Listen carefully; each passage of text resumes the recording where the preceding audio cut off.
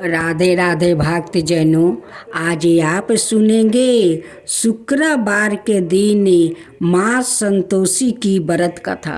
एक बार एक शहर में एक बुढ़िया महिला रहा करती थी।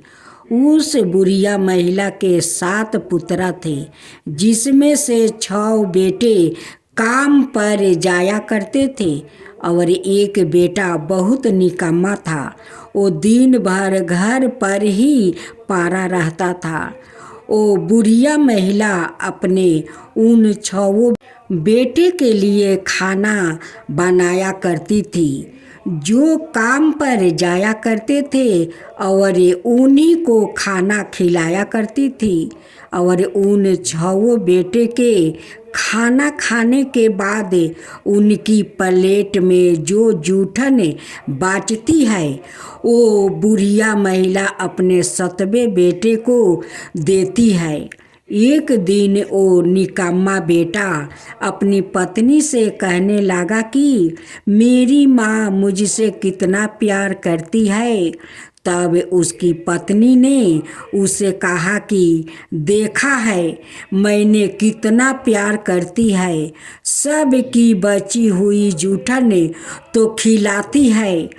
तभी वो निकम्मा बेटा बोला कि मैं नहीं मानता, तुम झूठ बोल रही हो। जब तक अपनी आँखों से नहीं देख लूँगा तब तक वो विश्वास नहीं करेगा। और तभी उसकी पत्नी ने कहा कि ठीक है, तुम तो अपनी आँखों से देख लेना, तब मेरी बातों का विश्वास होगा। कुछ समय बीत गया। एक त्योहार का दिन आया तो उस बुढ़िया महिला के घर में 7 प्रकार के भोजन और लड्डू बनाया गया। तभी उस दिन बुढ़िया महिला के निकम्मा पुत्र ने अपनी पत्नी की बात को जांचने के लिए सिर दर्द का बहाना करके रसोई में जाकर लेट गया और एक चादर से अपने आप को ढांक लिया, जिससे वो सब कुछ देख सके। तब उसने देखा कि उसके सारे 6 भाई खाना खाने के लिए रसोई में आया है। जिसके बाद उसने देखा कि उसकी माँ उसके 6 भाइयों के लिए विभिन्न प्रकार के आसन बिछा रही है और सभी भाइयों के लिए स्वादिष्ट और विभिन्न प्रकार के भोजन परोस रही है। जब उसके सभी 6 भाई भोजन करके चला गया, तब उसने देखा कि उसकी माँ सभी भाइयों की थाली से जूठन उठाकर एक लड्डू बना रही है और सभी की थालियाँ से जूठन उठाकर एक प्लेट में भोजन एकत्र कर रही है और लड्डू बना लिया। उन्होंने अपने 7वें बेटे को आवाज दिया कि आओ खाना खा लो। आकर तुम्हारे सभी भाई खाना खा कर जा चुके हैं, तुम कब खाना खाओगे? अपनी माँ की इस हरकत को देखकर उसका निकम्मा बेटा अपनी माँ से बहुत क्रोधित हुआ और उसने खाना खाने से मना कर दिया। और उसने अपनी बुढ़िया माँ से कहा कि माँ, मैं कल परदेश जा रहा हूँ। तब उसकी बुढ़िया माँ ने कहा कि कल जा रहे हो तो आज ही चले जाओ। तब बुढ़िया महिला का 7वां बेटा बोला कि हाँ, आज ही जा रहा हूँ, और ऐसे बोलकर घर से बाहर आ गया। परदेश जाने से पहले अपनी पत्नी से मिलने के लिए गया। उसकी पत्नी उपले थाप रही थी। अपनी पत्नी के पास गया और कहने लगा, मैं जा रहा हूँ, मेरे पास तुम्हें देने के लिए कुछ नहीं है, बस एक अंगूठी है, मैं यह तुमको दे रहा हूँ। तुम भी बदले में मुझे निशानी के तौर पर कुछ दे दो। उसकी पत्नी ने कहा, मेरे पास तुम्हें देने के लिए कोई निशानी नहीं है। मेरे पास यह गोबर वाले हाथ है। उसकी पीठ पर छाप दिया और वो परदेश के लिए निकल पड़ा। कुछ दिन की यात्रा करने के पश्चात वो परदेश पहुंच गया। परदेश पहुंच कर वो एक व्यापारी के दुकान में गया और व्यापारी से कहने लगा कि मुझे नौकरी दे दो। व्यापारी को भी काम करने के लिए एक आदमी की आवश्यकता थी, तो उसने हाँ कर दिया। जिसके बाद बुढ़िया महिला की 7वें बेटे ने व्यापारी से पूछा कि तनख्वाह कितना दोगे। व्यापारी ने कहा, वो तो तुम्हारे काम पर निर्भर करेगा। और वो व्यापारी के यहाँ सुबह 7 बजे से रात 10 बजे तक काम करने लगा। कुछ ही दिनों में देखते देखते व्यापारी के यहाँ हिसाब किताब करना, ग्राहकों से लेन देन करना सब कुछ सीख गया और बहुत होशियार बन गया।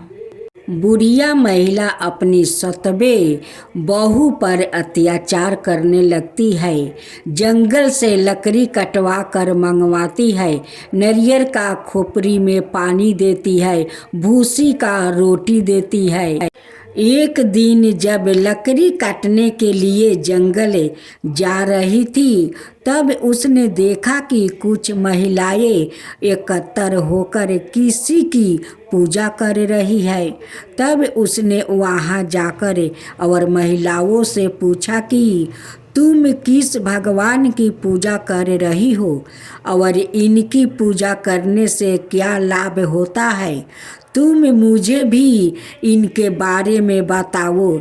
जिसके बाद उसमें से एक महिला ने बताया कि हम लोग संतोषी माता का व्रत कर रहा हूँ। इस व्रत को करने से दरिद्रता निर्धनता दूर होती है और जो भी मनोकामना होती है वो पूर्ण होती है। और तभी उसने इस बात को करने की विधि पूछी। तब महिला ने बताया कि 5.25 आने का गुड़ चालना लेना, जितना तुमसे हो सके प्रेम से सवाए लेना, प्रत्येक शुक्रवार को निराहार रहकर कथा सुनना और ऐसा हर शुक्रवार को करना। याद रहे, इस कर्म को बिल्कुल भी मत छोड़ना।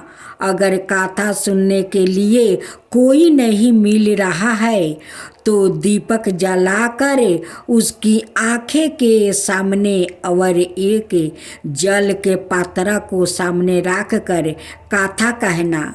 जब तक तुम्हारा कार्य सिद्ध ना हो जाए तब तक पूजा करती रहना और जैसे ही तुम्हारा काम सिद्ध हो जाए तुम इसका उद्यापन कर देना। माता 3 महीने में ही तुम्हारी मनोकामना पूरी कर देगी। अगर ग्रह दोष भी लगे हुए हैं तो साल भर के भीतर तुम्हारी मनोकामना माता पूर्ण कर देगी। उद्यापन में 2.5 सेर आटे का खाजा और इसी परिणाम से खीर बनाकर 8 लड़कों को भोजन करवाना। हो सके तो अपने देवर जेठ और भाई बंधुओं को बुलाकर भोजन करवाना।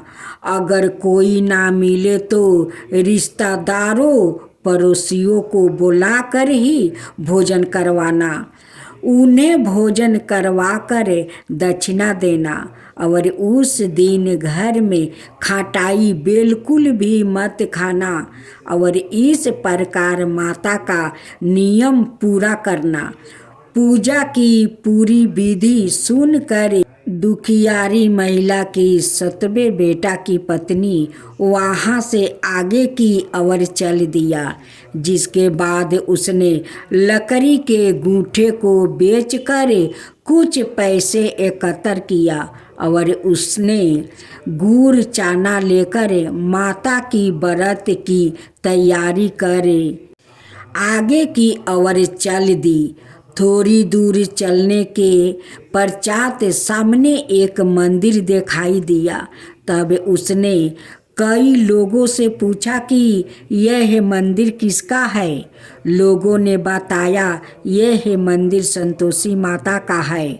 जिसके बाद वो संतोषी माता के मंदिर में चली गई और संतोषी माता के चरणों में जाकर गिर पड़ी और कहने लगी कि माँ, मैं तो मूर्ख अज्ञानी हूँ, मैं व्रत के नियम नहीं जानती हूँ, मैं बहुत दुखी हूँ, मुझ पर दया करो माँ, मेरा दुख दूर करो माँ, मैं तुम्हारी शरण में आई हूँ। संतोषी माता को उस पर बहुत दया आ गई।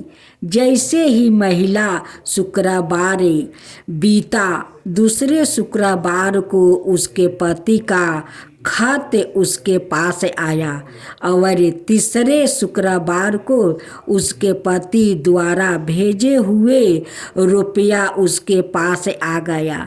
यह देख कर उसके घर में जेठ जेठानी उससे बहुत नफरत करने लगी और उसको ताने देने लगी।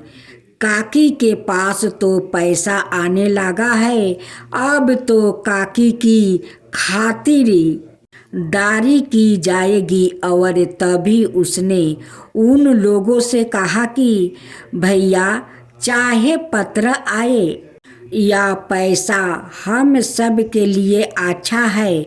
और तभी वो रोते रोते संतोषी माता की मंदिर पहुंच गई और संतोषी माता से कहने लगी कि माँ, मैंने तुमसे पैसा नहीं मांगा था, मैंने तो अपने पति को सवाए तुमसे मांगा था।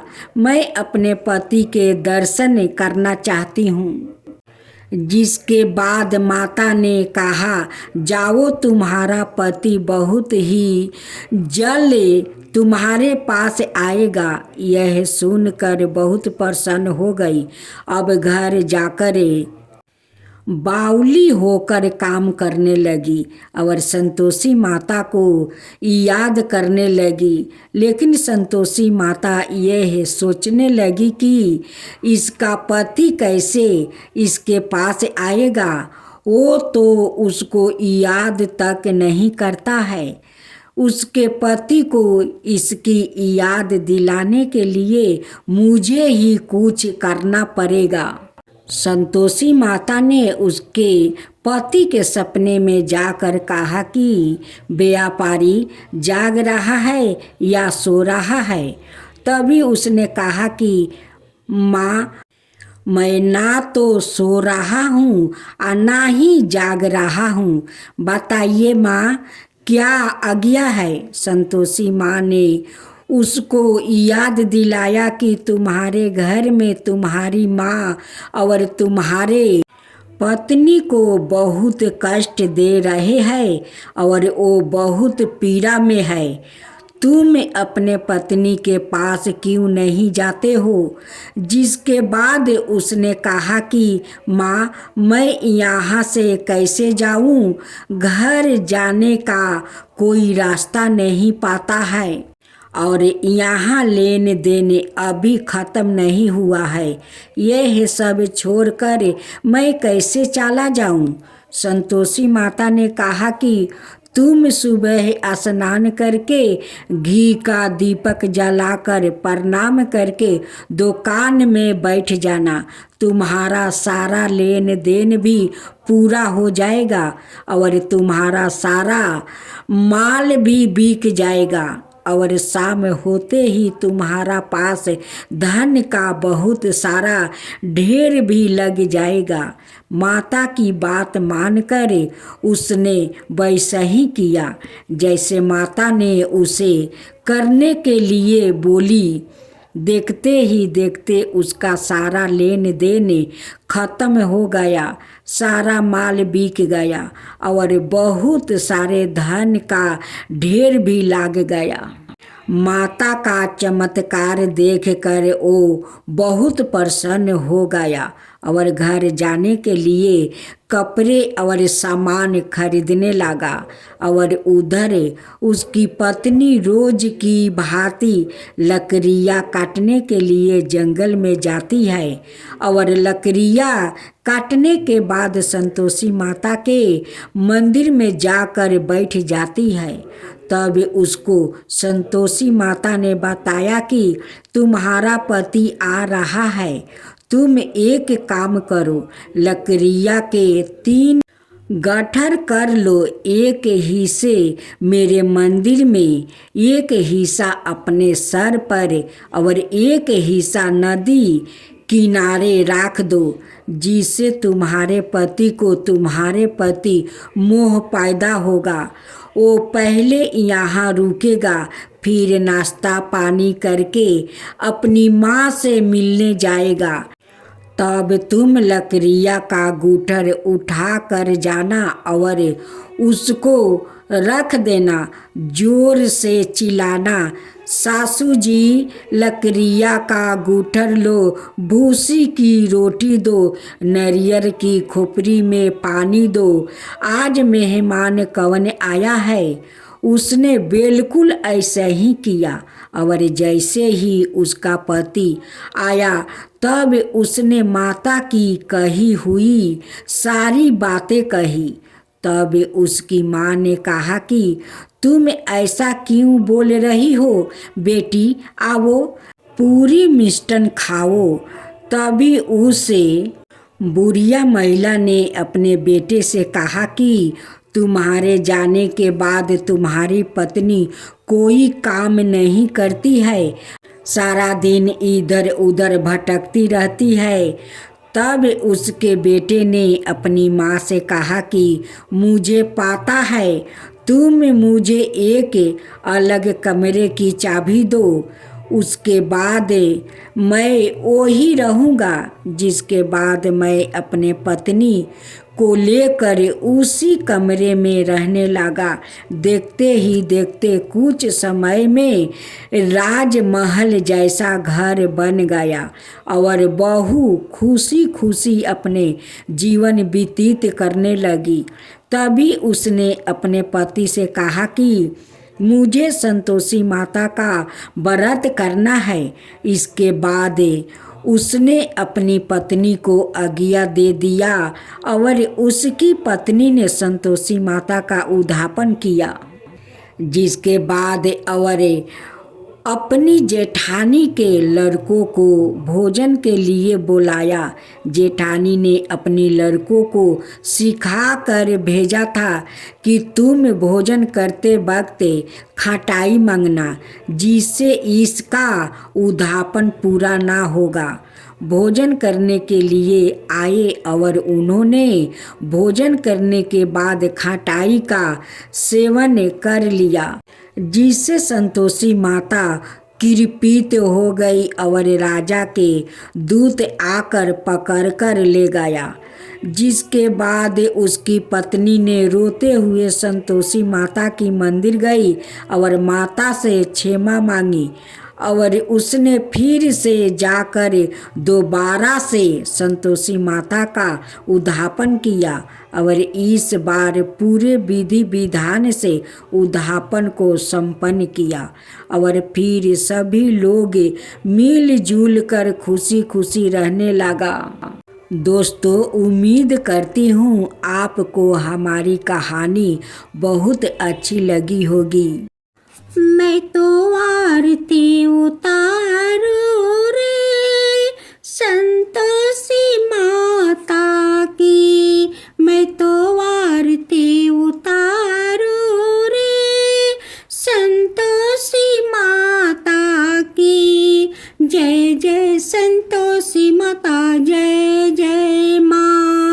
जय जय संतोषी माता जय जय माँ। बड़ी ममता है बड़ा प्यारी माँ की आँखों में, बड़ी ममता है बड़ा प्यारी माँ की आँखों में, बड़ी करुणा माया दुलारी माँ की आँखों में, बड़ी करुणा माया दुलारी माँ की आँखों में। क्यों ना देखूं मैं बारी माँ की आँखों में, क्यों ना देखूं मैं बारंबारी माँ की आँखों में। दिखे हर घड़ी, दिखे हर घड़ी नया चमत्कारी माँ की आँखों में, देखे हर घड़ी नया चमत्कारी माँ की आँखों में। नित्र करो झूम झूम झूम झुमा झूम झूम बाकी निहारो रे, बाकी निहारो रे। मैं तो आरती उतारो रे संतोषी माता की, मैं तो आरती उतारूं रे संतोषी माता की। जय जय संतोषी माता जय जय माँ, जय जय संतोषी माता जय जय माँ। सदा करके पुकारी माँ की मंदिर में, सदा करके पुकारी माँ की मंदिर में, माँ की मंदिर में। बड़े दान के भरे है भंडारी माँ की मंदिर में, बड़े दान के भरे है भंडारी माँ की मंदिर में। धूप करो दीप करो प्रेम सहित भक्ति करो जीवन सुधारो रे। धूप करो दीप करो प्रेम सहित भक्ति करो जीवन सुधारो रे। प्यारा प्यारा जीवन सुधारो रे। मैं तो आरती उतारू रे संतोषी माता की, मैं तो आरती उतारू रे संतोषी माता की। जय जय संतोषी माता जय जय माँ, जय जय संतोषी माता जय जय माँ।